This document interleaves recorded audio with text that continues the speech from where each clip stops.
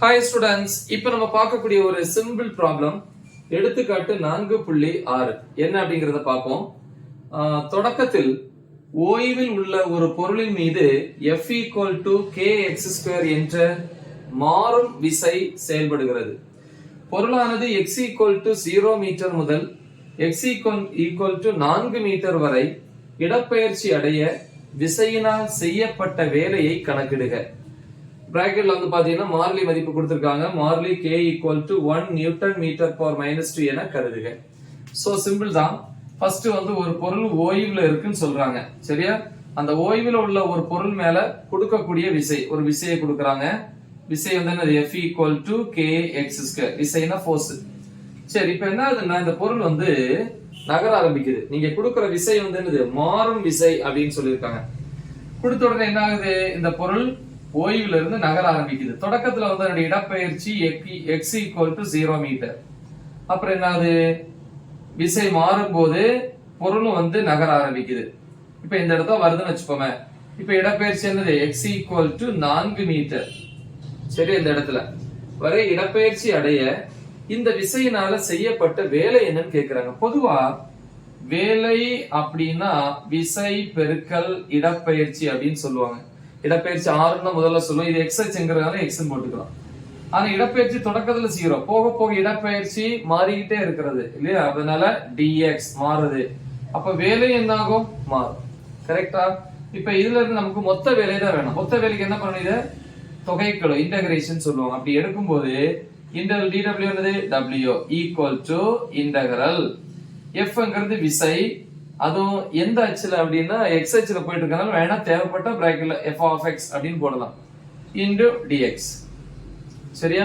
இப்ப விசை வந்து ஒரு மாறும் விசை. அதே மாதிரி இங்க இடப்பெயர்ச்சி எங்க இருந்து எங்க? 0ல இருந்து 4. அப்ப 0 இங்க 4 ஏன்னா இடப்பெயர்ச்சி. கரெக்டா? இப்ப இதுதான் வந்து நமக்கு ஃபார்முலா. இல்லன்னா தொடக்கத்துல ஃபார்முலா எழுதும் போது இது தொடக்கம்னு வச்சுக்கலாம். இனிஷியல், இது ஃபைனல் அப்படி போட்டீங்கன்னா ஃபார்முலால இங்க xi போட்டுக்கலாம். இந்த இடத்துல xf ஃபைனல் அப்படின்னு போடலாம். சரி, இப்ப நம்ம வந்து டைரக்டா தீர்வுக்கே போயிடலாம் இல்லையா? சோ தகவல் இங்கே நான் எழுதிட்டேன். சோ தீர்வுல போறீங்க அப்படின்னா செய்யப்பட்ட வேலை கேக்குறாங்க இல்லையா? சோ செய்யப்பட்ட வேலை w = இதுதான் formula. Integral xi to xf f(x) dx அப்படின்னு சொல்லலாம். equal to integral xi to xf f(x) கொடுத்திருக்காங்க. f அல்லது f(x) f ன்னு போட்டாலும் போதும், எப்படி போட்டாலும் போதும். இது x அச்சுங்கிறதால அப்படி போட்டேன். சோ என்னது? kx² into dx. சோ இதுல w = kங்கிறது ஒரு மாறிலின்னு சொல்லிட்டாங்க. மாறிலிக்கு என்ன கிடையாது? தொகைக்கெழு கிடையாது. அதை வெளியே எடுத்துருவோம். k அப்ப இன்டகிரல் xi to xf உள்ள என்ன இருக்கு? x² dx ன்னு இருக்கு. நான் ஒரு ஃபார்முலா உங்களுக்கு சொல்லி கொடுத்திருக்கேன். என்னது? Integral x⁻n dx. இன்டகிரல்னா தொகைக்கெழுன்னா equal to x⁻n+1/n+1. இதுதான் formula. So equal to k யோட மதிப்பு 1. சோ 1 போட்டுப்போம். Integral x⁻2 dx. இங்க n பிளேஸ்ல இங்க 2 இருக்கு. அப்ப என்ன வரும்? x⁻2+1/2+1. n பிளேஸ்ல 2 இருக்கனால தொகைக்கெழு எடுத்ததுக்கு அப்புறம் பிராக்கெட் தான் போடணும். இப்படி ஸ்கொயர் பிராக்கெட். இந்த லிமிட்ஸ் இருக்குல்ல, இது வலது பக்கம் போயிடும். நீங்க படிச்சிருப்பீங்க. xi to xf. சோ மதிப்பு கூட போட்டுக்கலாம் இல்லையா? which is equal to 1. அதேதான் 1 இந்த எது எந்த மதிப்பும் பெருக்கனால அதே தான் வரும். உள்ள என்ன இருக்கு?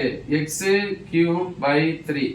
இந்த மதிப்பை போடுவோம். xi நீங்க எழுதிருக்கோம் இல்லையா? தொடக்கம் xi னா 0, xf னது இறுதி இடப்பெயர்ச்சி 4 போட்டீங்கன்னா x தான மாறிலி, நம்பர் வந்து தனியா வெளியே எடுத்துரும். 3 வெளியே வரும்போது கீழே இருக்கனால 1/3. உள்ள வந்து x³ 0 to 4 equal to 1/3. Limits போடுவோம். கரெக்டா பாத்துக்கணும். Upper limit minus lower limit. முதல்ல மேல இருக்கிறது. அப்ப 4³ 0³ அப்படின்னு எழுதலாம். சோ இது தேவையில்லை, ஃபார்முலா தான்.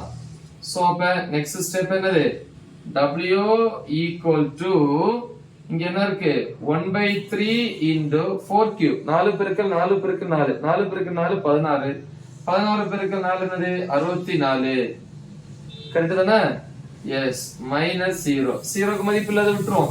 அப்ப மீதி என்ன இருக்கு? W ஈக்குவல் டு 64, 1 பெருக்கல் 64, 64/3 வகுத்து எழுதலாம், இல்லைன்னு அப்படி கூட போட்டுக்கலாம்.